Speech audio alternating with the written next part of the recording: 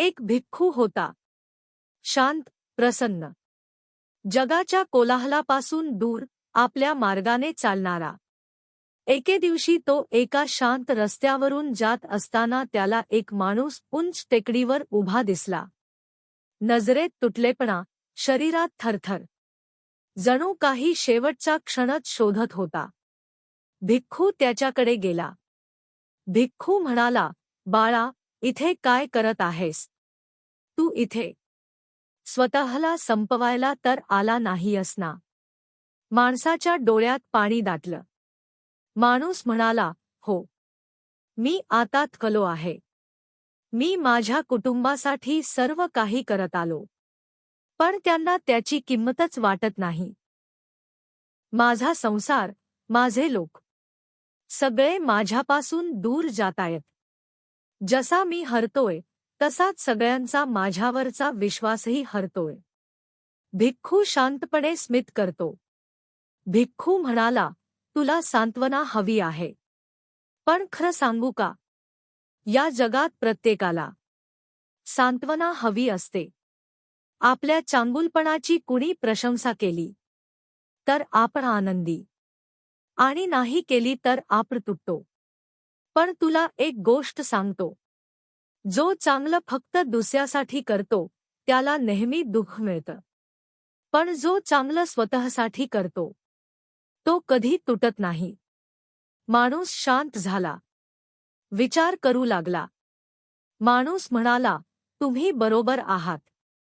आजपर्यंत माझं नशीब दुसऱ्यांच्या हातात होतं. पण आता मी स्वतः घडवेन.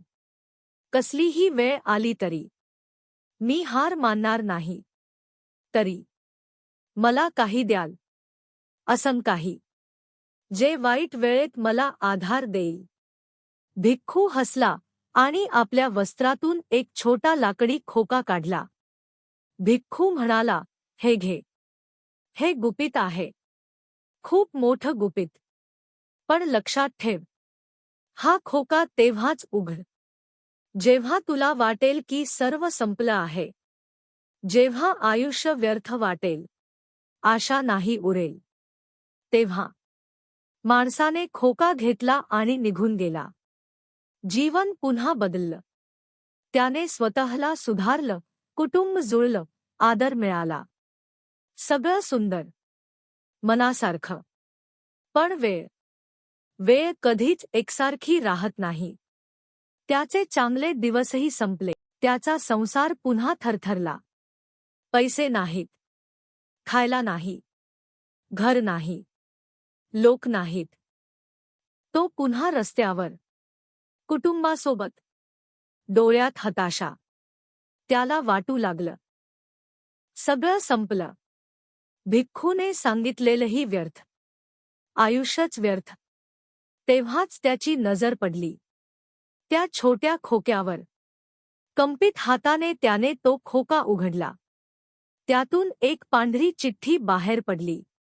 त्याने ती उघडली, वाचली, आणि तो मोठ्याने हसू लागला.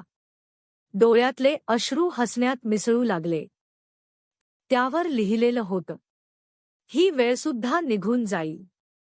ते 4 शब्द त्याच्या अंधारात दीप झाले. आशाहीन मनाला पुन्हा प्रकाश मिळाला. तो पुन्हा उभा राहिला.